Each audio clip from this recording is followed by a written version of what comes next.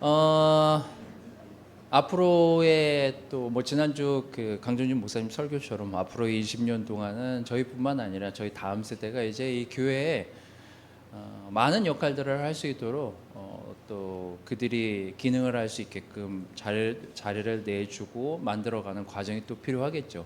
그런 것들을 저희가 좀 만들어가는 시간이 앞으로 20년이 되기를 저도 바라고 있습니다.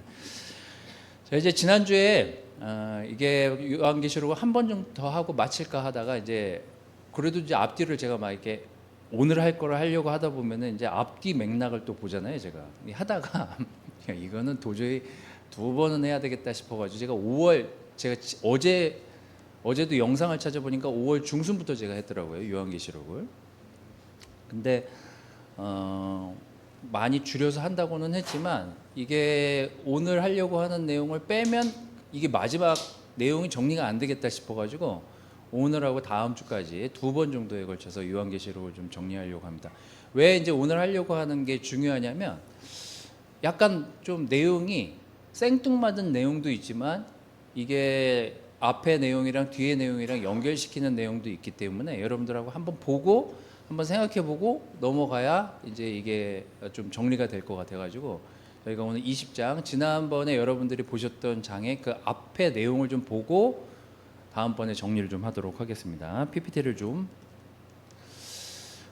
제가 지난번에 이제 행위의 동기에 대해서 우리가 이렇게 막 너희들의 행위를 보고 우리가 심판할 것이다, 하나님 심판하실 것이다라고 하는 우리가 개념을 잘 이해하지 않으면 자꾸 우리가 교회에서 뭘 해야만 천국에 갈 수 있다 이런 생각을 착각하고 오해할 수 있다. 이제 이런 얘기를 좀 여러분들한테 드렸습니다. 그래서 우리가 이렇게 평상시에 나와 하나님 관계가 어떤지, 평상시에 내가 주님과의 관계에서 어떤 태도, 어떤 마음으로 주님과 대화하고 나아가고 있는지 이제 이런 것들을 여러분들을 스스로에게 좀 보라고 좀 말씀을 드렸습니다.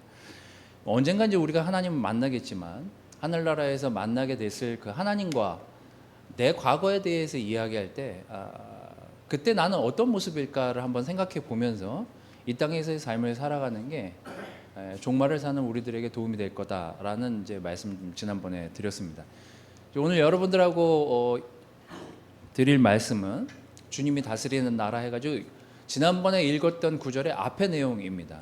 이 내용에 제가 이제 읽다가 보니까 이게 애매한데라고 하는 부분들이 있어서 이제 그 부분을 좀 저도 보고 여러분들하고 좀 정리하고 넘어가는 게 좀 도움이 될 것 같아가지고 오늘은 20장 1절에서 8절 내용을 좀 보도록 하겠습니다. 이 1절에서 10절까지의 내용을 여러분들이 보면 계속해서 그 천년 동안 다스릴 것이다라는 얘기가 나옵니다. 왕국, 천년 왕국 이런 거 들어보셨죠? 뭐 이단에서도 많이 이제 사용하는 내용이기도 하지만 사실 이 성경 전체의 내용에 구약 신약을 합쳐서 천년 왕국이라는 표현은 나오지는 않습니다. 하지만 왜 왕국이라는 표현을 쓰게 됐는지에 대한 얘기를 여러분들하고 좀 하려고 하고 또 우리가 이렇게 하나님하고 다스리게 될 나라의 우리의 모습이 어떤 모습이어야 될까에 대한 이야기들을 여러분들하고 좀 하려고 합니다.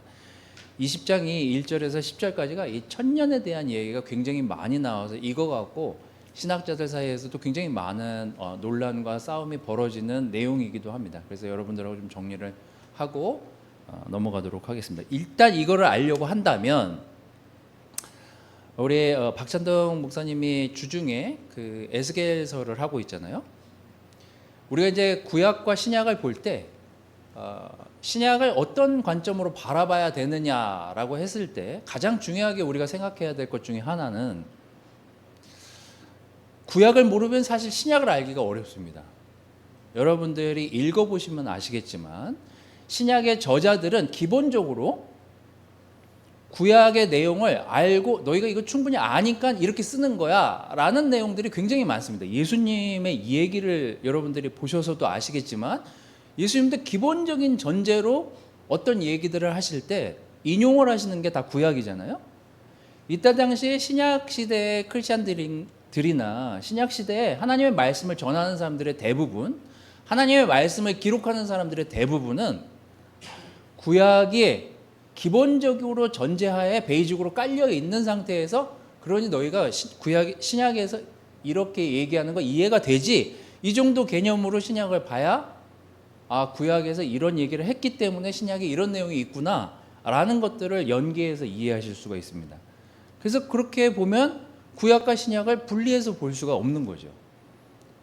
여러분들이 왜 이 20장에서 22장이 중요하냐면요, 여기 나오는 모든 내용들이 모두 다 에스겔서에 나오는 내용들이에요. 에스겔서가 1장부터 33장이 거의 대부분, 어제 지난주가 36장까지 제가 구절을 보니까 36장까지 봤잖아요. 33장까지가 심판에 대한 얘기예요. 그래서 이 에스겔서를 잘 설교를 안 하게 되는 겁니다. 그러면 이거를 설교를 계속하면 1장부터 33장까지 적어도 한 대여섯 번은 설교해야 되는데, 박찬동 목사도 제가 보니까 한 대여섯 번 설교했더라고요. 좋은 얘기가 하나도 안 나와요.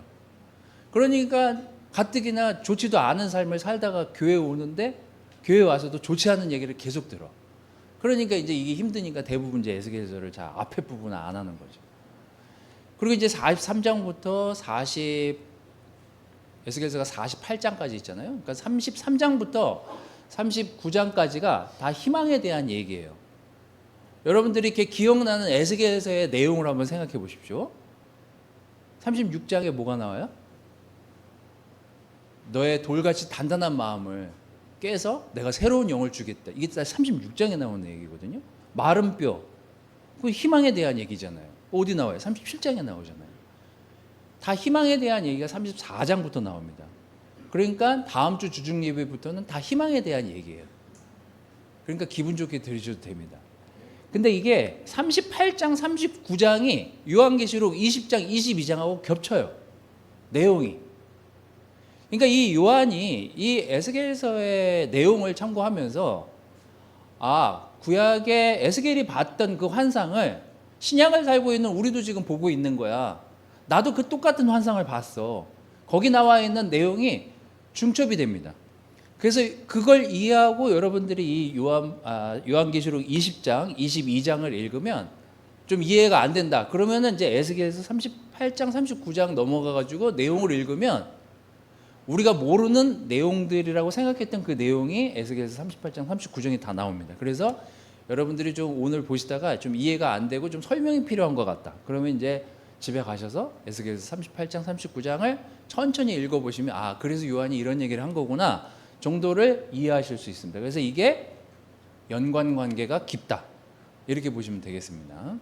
저 이제 에스겔서가 개론한 거예요. 에스겔이 언제 끌려갑니까? 포로로 3번에 걸쳐서 바벨론에 끌려가잖아요. 시드기야 때 먼저 끌려가고, 시드기야 아들들이 죽고 막 끌려가고 하죠. 그 다음에 여호야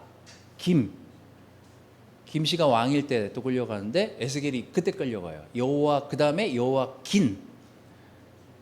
그렇죠. 예, 그래서 그 에스겔서 1장에 보면은 거기에 이제 끌려가가지고 자기가 이제 환상을 본 게 25인데 끌려와서 내가 이제 보니 뭐 하고 나온 게 에스겔서 1장에 보면은 30살이에요, 이 사람이. 30살인데 제사장을 보통 30세부터 하거든요. 30세부터 50세까지 하니까 막 제사장 직분을 해야 되는데 포로로 끌려갔어. 그러니까 무직이야. 직업이 없어요. 그래서 얼마나 불안했겠어, 에스겔이. 그런 와중에 하나님이 환상을 보여주면서 에스겔서를 기록하게 됩니다. 그래서 우리가 요한계시록을 볼 때 우리가 처음에도 제가 여러분들한테 얘기했지만 요한 계시가 뭐냐고 제가 여러분들한테 알려드리면서 보여줘도 모른다. 이걸 누가 더 모르냐? 누가 더 몰라야 돼요? 믿는 사람이 아니라 밖에 있는 사람들이 몰라야 돼요. 그러면 밖에 있는 사람, 로마의 지배를 받고 있으니까 밖에 있는 사람들이 알면 잡아갈 거 아니에요, 우리를. 그러니까 비유와 상징이나 모르는 얘기들이 굉장히 많이 나옵니다. 로마가 이 이스라엘 역사를 알면 다 이걸 눈치챘겠지만 거기 뭐 바벨론이니 용이니 이런 얘기들이, 바벨론이 뭐예요? 뭐의 상징이에요? 로마를 비유한다고 제가 말씀드렸잖아요. 로마에 대한 얘기예요. 근데 거기서 다 바벨론이라고 얘기하잖아요. 이런 이제 기본적인 상식들을 우리가 이제 구약을 통해서 이 역사를 아는 사람들은 신약에서 이 요한계시록에 나오는 이 많은 상징들이나 내용들이 여기서 비롯돼서 이들이 말할 수 없는 내용들을 여기다 넣어놨구나, 이렇게 생각하시면서 이 내용을 보시면 조금 더 쉽게 이해할 수 있습니다. 서론이 길었지만 좀 보도록 하겠습니다. 첫 9절부터 제가 이제 이거부터 걸려가지고 제가 이걸 더 해야 되겠다는 생각이 들었습니다. 자, 나는 또 한 천사가 아비소스의 열쇠와, 제가 여러분들 읽을 내용은 이따가 읽어보도록 하겠습니다. 아비소스의 열쇠와 큰 사슬을 손에 들고 하늘에서 내려오는 것을 보았습니다. 벌써 여기서부터 턱턱 막히잖아요. 아비소스가 뭐야? 이거 세번역 성경이거든요. 제가 이제 주로 세번역 성경으로 읽고 현대인의 성경이랑 개역개정을 읽고 막 이러거든요. 이 아비소스가 원래 헬라어를 그대로 그냥 거기다 갖다 놨더라고요. 난 뭔 소린가 했어요 이게. 근데 이제 우리가 밑에 보시면 아시겠지만 무적행이라는 단어는 많이 들어보셨을 테니까 딱히 무슨 큰 의미가 있는 건 아니지만, 이 아비소스라고 하는 말은 무적행이다, 케찹 소스 뭐 이런 소스가 아니라 그냥 무적행이라는 단어를 헬라어로 그냥 번역한 걸 그대로 갖다 썼더라고요, 이 세번역 성경은. 그리고 NIV 영문 성경을 보니까 거기는 그냥 아비소스 그 원래 헬라어를 영어로 표현해서 이렇게 기록을 해놨더라고요. 공동 번역에는 구렁이라고 했는데, 사탄이 갇힌 곳, 사탄이 이제 더 이상 움직이지도 못하고 옴싹달싹 할 수 없는 상태인 그곳을 이제 무적행이라고 하고 아비소스라고 이제 표현을 하고 있습니다. 이게 창세기에도 한 단어가, 똑같은 단어가 나오는데, 그 하나님이 천지를 창조하시기 이전에 완전 그 공허한 상태, 요거를 이제 무적행이라고 하더라고요. 하여튼 그렇습니다. 자, 그런데 이제 뒤에 2절 3절, 자, 여기는 이제 읽어보도록 하겠습니다. 잘 읽어야 됩니다, 우리가. 자, 시작. 그는 그 용 곧 악마요 사탄인 그 옛 뱀을 붙잡아 결박하여 아비소스에 던지고 닫은 다음에 그 위에 봉인을 하여 1000년 동안 가두어 두고 1000년이 끝날 때까지는 민족들을 미혹하지 못하게 하였습니다. 사탄은 그 뒤에 잠시 동안 풀려 나오게 되어 있습니다. 자, 이제 여기서부터, 자, 그 용, 그 다음에 그 옛 뱀은 뭘 지칭하는 걸까요? 이제 거기 나오죠. 그 용은 누구예요? 악마고, 그 옛 뱀은 사탄이에요. 그러니까 그 용과 그 옛 뱀은 비유예요, 실제예요? 비유에 해당되는 내용인 거죠. 실제는 사탄이나 악마인데, 그 요한계시록에 나오는 건 용에 대한 얘기가 많이 나오고 뭐 이런 옛 뱀에 대한 얘기들이 많이 나오는 이유는 이게 다 비유에 해당한다라고 이제 이 구절이 지금 얘기하고 있는 겁니다. 자, 근데 이제 여기서 계속 동사가 계속 출현합니다. 옛 뱀을 붙잡아요. 그 다음에 결박하고 던져 넣어요. 그 다음에 봉인을 합니다. 엄청 복잡해요, 얘를. 동사로 계속 정리를 합니다. 가두어 두고, 이렇게 한 5번에 걸쳐서 계속 동사로 이 사탄을 어떻게 하시는지, 하나님이 어떻게 하시는지에 대한 이야기들을 합니다. 오늘 이제 이런 얘기들을 좀 여러분들하고 하려고 하는데, 제가 한번 요한계시록 하다가 여러분들한테 말씀을 드렸을까요? 아니면 그 전에 제가 설교를 하다가 말씀을 드렸을까? 잘 기억은 나진 않습니다만, 우리가 믿는 세상은 하나님이 주권자이시기 때문에 우리는 그 주권자의 운행하심에 따라서 그를 믿고 이 땅에서 살아가는 삶을 살고 있는 사람들입니다. 맞죠? 여기까지? 시간도 사실 그분에게는 필요하지 않습니다. 누구에게 필요한 거예요? 우리에게 필요한 거죠. 우리는 나를 세고 시간을 생각하고, 그러니 내 미래를 생각하면서 지금 이렇게 살아야 되겠다라는 그런 시간 개념을 가지고 있는 사람은 사실 믿고 이 땅에서의 삶을 사는 저희들입니다. 하나님이 아니에요. 근데 우리가 이제 자꾸 이 천년에 자꾸 사람들이 미혹하는 이유 중에 하나는, 이게 이제 옛날부터 진짜 말이 많았던 내용입니다. 한 번쯤 들어보셨겠지만, 이것도 전천년설이 있고 후천년설이 있고 무천년설이, 이거 여러 가지 천년설이 있는데, 이 세 가지도 이것 때문에 맨날 교회가 갈라지고 싸우고 해가지고, 장로교에서도 이것 때문에 엄청 싸워가지고 신학자들끼리 논란이 많아서 세워진 학교들이 많습니다. 이런 얘기들로. 그러면 우리가 뭘 믿어야 될까? 뭘 알아야 믿죠? 전천년은 뭐고 후천년은 뭐고 무천년은 뭐야? 그걸 알면 우리가 이제 판단해가지고 여러분들이 그럼 난 이것에 택할래 이러고선 그 다음에 박터지게 싸우든지 뭐 하든지 할 거 아니에요. 이제 전천년이 뭐냐? 이제 이 내용만 가지고 1장에서 8장을 여러분들이 이렇게 1절에서 8절까지 이렇게 읽어보시면 약간 헷갈릴 만한 내용들이 나오는데 이게 뭐냐면 예수님이 재림하세요. 다 그때 당시의 사람들뿐만 아니라 우리도 지금 예수님이 오시길 기다리는 삶을 사는 사람들 아니에요? 다 기다려. 근데 어느 날 오늘 갑자기 우리가 예배 드리는데 예수님이 오셨어. 잘 생각해 보세요. 여러분들이 판단해야 되니까. 오셨어요? 막 우리가 너무 반겼어요. 여기서 반기지 못할 사람도 있겠지만 반겼어. 예수님 오셔서 너무 감사해요. 이제 하나님하고 이제 다스리겠네. 이제 이런 마음으로 우리가 예수님 맞이할 거 아니에요? 예수님 딱 오셨어. 그때부터 예수님하고 같이 다스리는 천년이 전천년설이에요. 자, 이걸 택하실래요? 이제 그다음에 후천년은 뭐냐면 근데 왔는데도 예수님이 오시기 전에 죽자 사자 우리는 살아. 그리고 천년 동안 개고생해. 근데 예수님이 천년 뒤에 와가지고 이제 심판하시는 거예요. 재림이 우리가 고생한 천년 뒤에 예수님이 재림하시는 거예요. 이거 택하실 건지. 무천년은 이거예요.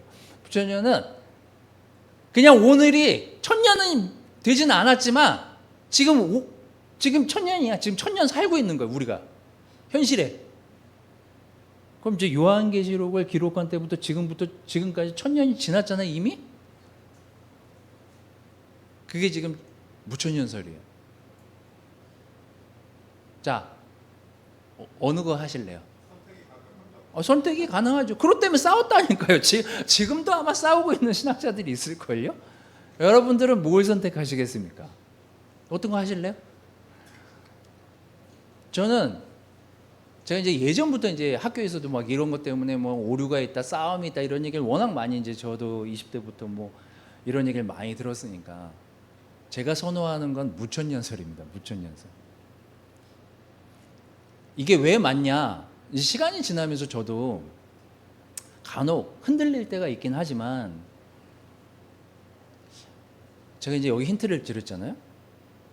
하나님이 무 자르듯이 천년 됐어 간다. 나는 이럴 것 같지가 않은 거예요. 근데 그걸 이제 증빙하는 그런 구절이 있냐? 있죠, 당연히. 여러분도 다 아는 구절이에요.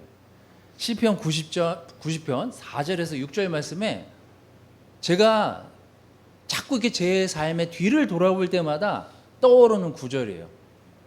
잘 들으십시오, 여러분. 주의 앞에서는 천년도 지나간 어제와 같고 밤의 한순간과도 같습니다. 주님께서 생명을 거두어 가시면 인생은 한순간의 꿈일 뿐 아침에 돋아난 한 폭이 풀과 같이 사라져갑니다. 푸른 아침에는 돋아나서 꽃을 피우다가도 저녁에는 시들어서 말라버립니다.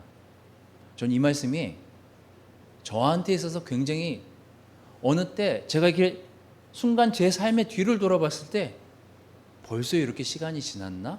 라는 생각이 드는 구절이에요. 근데 하나님 입장에서 제가 하나님이라면 우리가 자고 있는 하루와 상관없이 하나님이 지나는 하루는 우리의 막 2000년일 수도 있고 3000년일 수도 있어요. 내가 언제 갈지 모르겠지만 그건 그냥 우리가 생각한 천년의 설정인 거지 하나님이 생각하시기에는 우리가 생각하는 24시간이 하나님한테 해당이 되겠어요? 우리가 생각하는 1년이 하나님한테 해당이 되겠냐고요. 여러분 저도 마음은 10대 후반이에요. 축구장에서 뛸 때는 제가 20대 초반이라니까요. 애들이 나한테 욕을 해서 그렇지. 제발 좀 쉬었다 뛰시라고. 마음만 그래요. 마음만.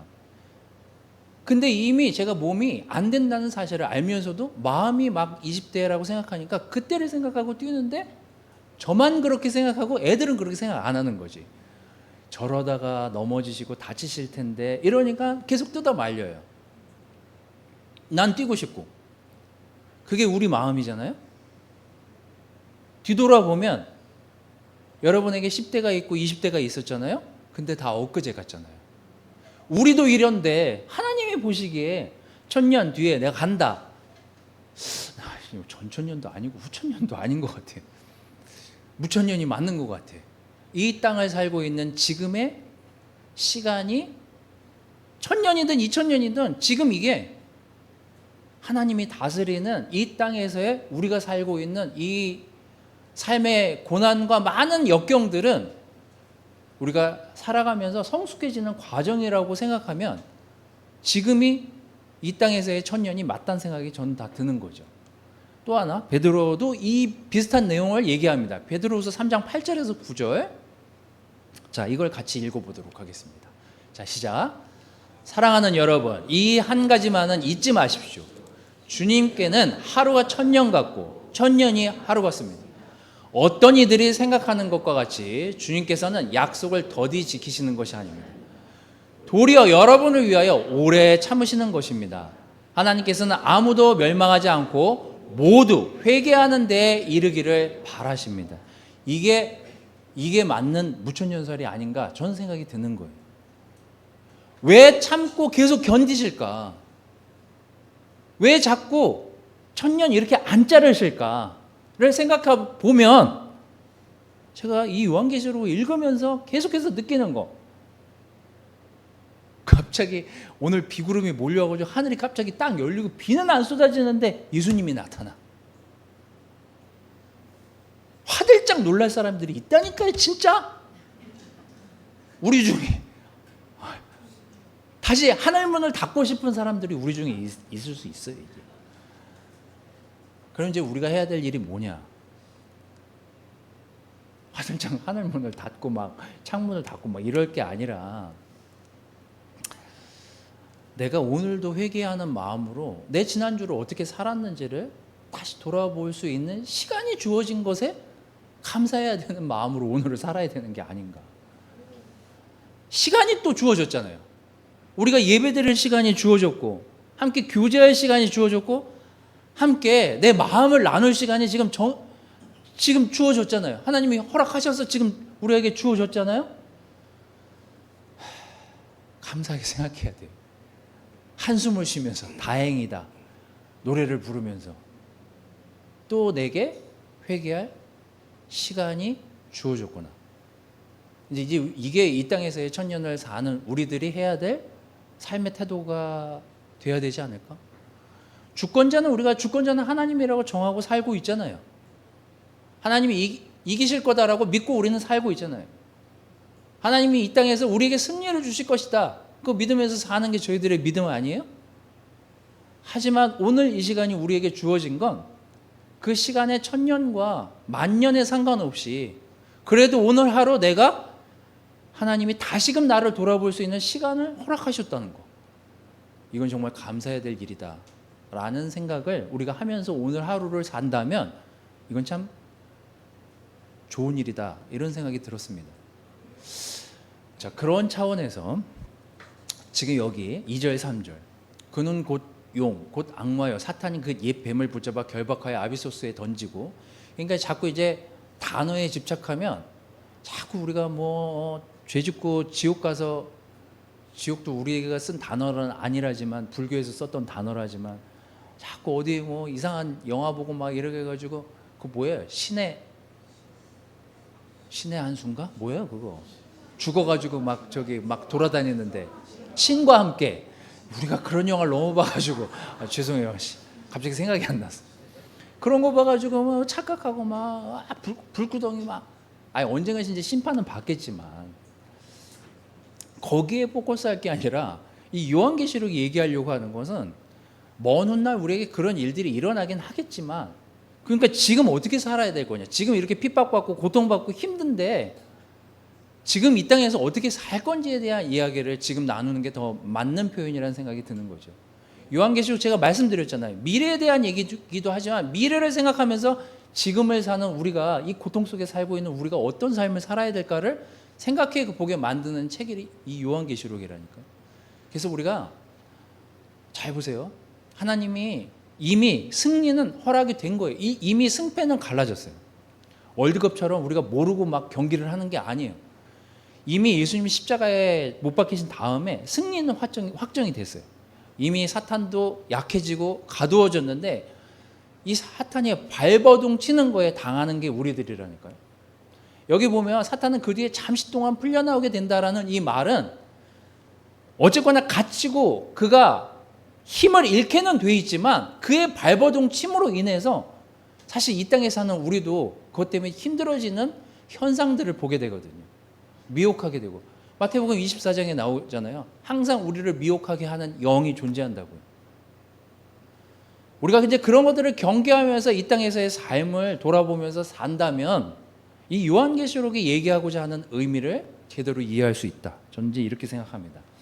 자, 이 통치자와 함께 다스리는 세상에 대한 이야기들을 하면서 정리를 할까 하는데 왜 이게 천년왕국이라는 말이 어디서 나왔을까? 그래서 제가 이제 여러 번역본을 보다 보니까 이거 4절에서 5절에 이런 말씀이 나옵니다.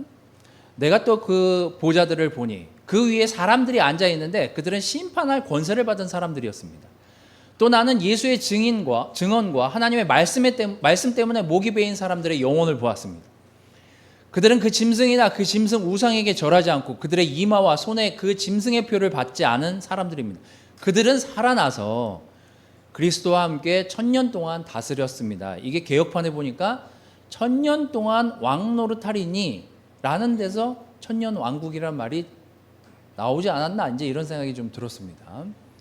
그 나머지 죽은 사람들은 1000년이 끝날 때까지 살아나지 못하였습니다. 이것이 첫째 부활입니다. 제가 이제 이 첫째 부활, 둘째 부활에 대해서 지난번에 설명을 했기 때문에 넘어가도록 하겠습니다. 자, 요 내용을 잠깐 기억하시면서 베드로전서 2장 9절 10절 말씀을 우리가 잘 아는 구절이지만 이 부분을 이제 여러분들하고 읽도록 하겠습니다. 요한계시록보다 쉽기 때문에 이걸로 하는 거예요. 자, 시작. 그러나 여러분은 택하심을 받은 족속이요 왕과 같은 제사장들이요 거룩한 민족이요 하나님의 소유가 된 백성입니다. 그래서 여러분을 어둠에서 불러내어 자기의 놀라운 빛 가운데로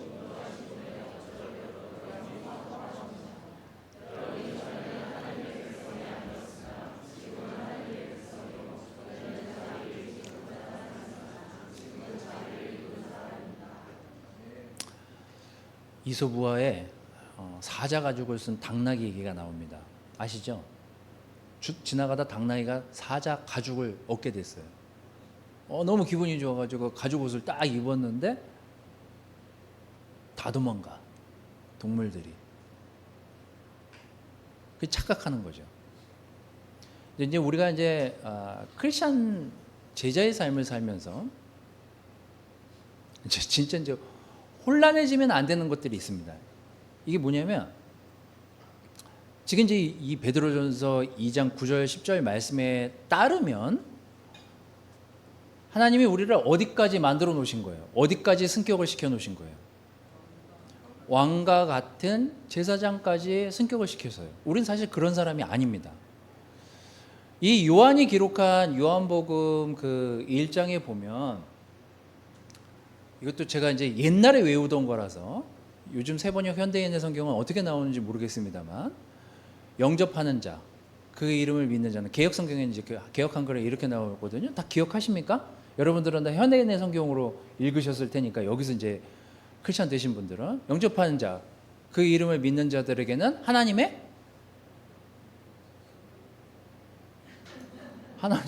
자녀가 되는 권세를 주셨다. 이거는 혈로도 아니요 사람의 육으로도 된 것도 아니다. 오직 하나님의 영으로 너희들이 하나님의 자녀가 되는 권세를 얻은 것이다. 이게 요한복음 1장 12절에 요한이 얘기한 우리에 대한 설정이에요. 하나님이 우리를 그렇게 설정하셨어요. 그럼 이제 우리는 하나님의 자녀고 하나님과 같이 언젠가 다스리는 역할을 하긴 해야 되겠지만 다스리는 주체가 누구예요? 하나님이고 우리는 그 다스림에 따라가는 자녀인 거예요. 왕 노릇이 거기서 혼란이 생기는 거예요. 그럼 이제 여기서 우리가 한 가지, 제가 이제 요한계시록 하다 보니까 말이 많아져가지고 제가 이제 어제도 영상 보니까 자꾸 40분을 넘어가더라고요. 맨날 35분씩 하다가 조금만 더 견디해 주십시오. 좀 지루해 주실 수 있지만, 자, 그런데 뭐 하다가 이 얘기를 했죠? 왕 노릇이 문제인 거예요. 왕 노릇. 근데 우리가 이 땅에 살면서 암만 생각해봐도, 제가 이제 이 구절을 읽다가 암만 생각해봐도 나는 제자로 살면서 왕 노릇 해본 적이 없거든요. 근데 이게 왕 노릇에서 우리가 헷갈릴 수 있어요. 왕 노릇에서. 왕 같은 제사장이면은 왕 같은 느낌을 받고 좀 왕같이 살아야 되는데 삶이 좀 거지 같아. 이게 왕이라면 이렇게 안 살 텐데, 이런 좀 혼란을 겪게 되는 크리스찬 삶을 살게 되는 거죠. 안 그래요? 여러분? 여러분 다 왕 같아요? 제가 이제 여기서 좀 약간 혼란스러웠던 게, 이게 읽으면서 왕 같은 느낌을 받고, 나 왕같이 접대받고, 내가 하나님의 자녀로서 이제 왕 같은 제사장이 됐고, 너무 기쁘고, 내가 이제 왕이 됐으니 너무 이제 잘 나라를 다스리면서 이렇게 살아야 되겠다, 이런 마음보다는 왕 같은 제사장인데 삶이 왜 이러지? 가 더 커요, 사실. 이게 더 많더라고요, 제가 보니까. 근데 그때 당시에 살던 사람들은 얼마나 더 혼란스러웠겠습니다만, 잘 생각해 보세요. 우리가 자꾸 이제 혼란스러운 중에 하나가, 우리가 당나귀 같이 생각할 때가 많다는 생각이 드는 거죠. 하나님이 왕이시고 하나님이 다 모든 것들을 이겨내시고 승리는 하셨지만, 우리를 거기까지 승격은 시키셨지만, 현실을 사는 우리들에게 이 왕처럼 왕 노릇하며 산다는 개념이 우리에게 있어서, 진짜 우리가 알고 있는 그 왕의 개념으로 생각하면 이 땅에서 살기가 굉장히 힘듭니다. 그래서 제가 이것도 언젠가 여러분들한테 한번 말씀을 드렸던 것 같은데, 한번 잘 생각해 보십시오. 어렸을 때 제가 친구들이랑 이렇게 하다 보면은 꼭 그 햄을 싸우는 친구들이 있어요. 너무 부러웠어요, 사실. 햄을 싸우는 친구. 그 반찬을 너무 얻어먹고 싶은데, 난 맨날 콩나물이랑 김치 막 있네, 이런 거는 싸주고 맨날. 걔는 근데 지나고 났더니 햄 먹은 놈이 아파. 이제 이런 거랑 똑같은 거예요, 여러분. 이게. 그래서 제가 어렸을 때, 제가 이제 지금 여러분들하고 얘기하면서 잘 산다는 개념은요, 부자의 개념하고는 다릅니다. 우리가 누군가한테, 우리 중에 잘 사는 사람 누구예요? 부자 누구예요? 태원이 형, 재윤이 형. 이제 이런 분들한테 태원이 형 잘 살아, 믿지 않을 때 얘기해요. 어렸을 때 태원이 형 잘 살아, 이건 잘못된 표현이라는 거예요. 태원이 형 부자야가 맞죠. 여러분, 이 표현은 우리가 제자 삶을 살면서 잊지 말아야 돼요. 부자인데 잘 못 사는 사람들이 많아요. 부자인데 잘 사는 사람도 있어요. 근데 가난한데 잘 사는 사람들이 있다니까요. 근데 우리가 이제 혼란스러워하면 안 돼요. 부자이지만 거지같이 그 가족 생활을 하는 사람들이 있고, 부자면서 잘 사는 사람도 있어요. 근데 우리가 중요하게 생각하는 건 부의 이 척도보다 어떻게 잘 살까에 대한 생각에 더 많은 마음을 둬야 되는 게 저희들의 삶인 거예요.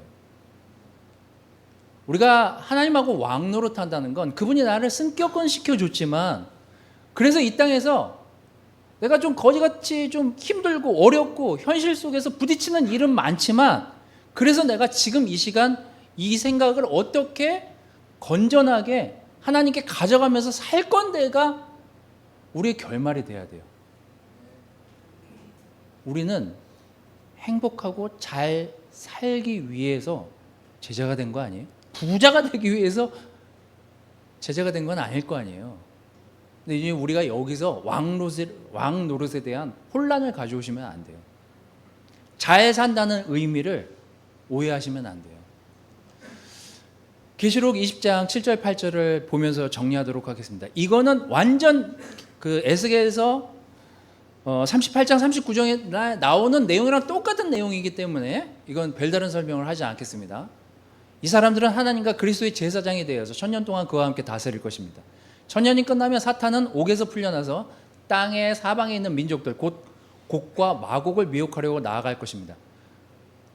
곡은 어느 나라의 왕 이름이에요. 마곡은 나라 이름이에요. 이게 38장 39절, 에스겔서 38장 39절에 9장에 그대로 나옵니다. 설명을 그냥 거기서 보시면 돼요. 왜 이 표현이 들어갔는지 거기 보시면 됩니다. 그리고 전쟁하려고 그들을 모을 것일 때 그들의 수는 바다와 모래 같을 것입니다. 그래서 우리가 이 땅에서 왕노릇 할 것 같지만 자꾸 이런 것에 압도되어 가지고 왕노릇을 못하는 거예요. 자꾸 뭐가 걸리고 뭐가 이렇게 시험이 들고 애들이 우리를 괴롭히고 막 남편이 아내가 막 주변에 직장에서 괴롭히는 건 괜찮은데 가족이 괴롭혀 막 이런 상황들을 맞닥뜨리면서 현실 속에서 내가 이런 모래와 같은 공격들을 이걸 어떻게 하나님과 풀어낼 것인가 이 땅에서 이 얘기가 이 요한계시록에 대한 얘기예요. 그래서 정리를 좀 하도록 하겠습니다. 주님이 다스리는 나라에 우리가 살고 있는 게 맞아요. 못 믿겠는데요. 맞아요. 그렇게 살고 있는 게 맞는데 주권자가 하나님이시기 때문에 사탄이 발버둥 치는 것들을 허락하셔요. 근데 시간의 주인도 하나님이세요. 시간에 촉박하게 우리가 생각하고 딸리는 것도 저희들이지만 이 시간의 주인도 하나님이시고 주권자도 하나님이시라는 사실을 잊지 않는다면 우리가 오늘 어떻게 살아야 되는지를 한번 가늠해보고 생각해 볼 수 있어요. 통치자와 함께 다스리는 세상은요, 내가 그 왕노릇 한다는 건 내가 예수님처럼 하나님처럼 저 나라에서 왕노릇 막 그런 생각으로 이 땅에서 사는 것이 아니라 왕 같은 제사장처럼 승격은 했지만 그래서 내가 이 땅에서 어떤 태도로 그걸 바라볼 것인가. 직장에서 누가 왕 같은 갑질하는 사람들이 있잖아요. 그럴 때 나는 어떻게 크리스천으로서 왕 같은 제사장으로 반응할 건가에 방점을 둬야 된다니까요. 걔는 그렇게 갑질해서 왕 노릇하고 있는지 모르겠지만 나는 하나님의 자녀로서 어떻게 살 거다. 걔는 그렇게 하는 게 이 세상에서 더 성공하고 더 잘 나가는 것처럼 나아가는 방법이라고 생각할지 모르겠지만 나는 예수님의 자녀로 이 땅에서 왕 노릇하면서 그렇게 살지 않는다. 이 태도가 오늘 우리가 요한계시록을 읽으면서 가져가야 되는 태도다. 그리고 이 20장 천년 왕국의 왕 노릇한다라고 하는 이 표현에 우리가 어떤 반응을 하면서 살아야 되는지에 대한 생각을 해보게끔 하는 내용이라는 사실. 우리가 하나님과 저 땅에서 더 편안하고 좋은 것들을 누리면서 다스리겠지만 이 땅에서 조금 부족하고 조금 힘들게 살더라도 어떤 태도와 마음으로 살아야 되는지를 한 번쯤 생각해 보면서 이 요한계시록을 정리하고 읽어가시면 도움이 될 것 같다는 생각이 들었습니다. 말씀 마치도록 하겠습니다.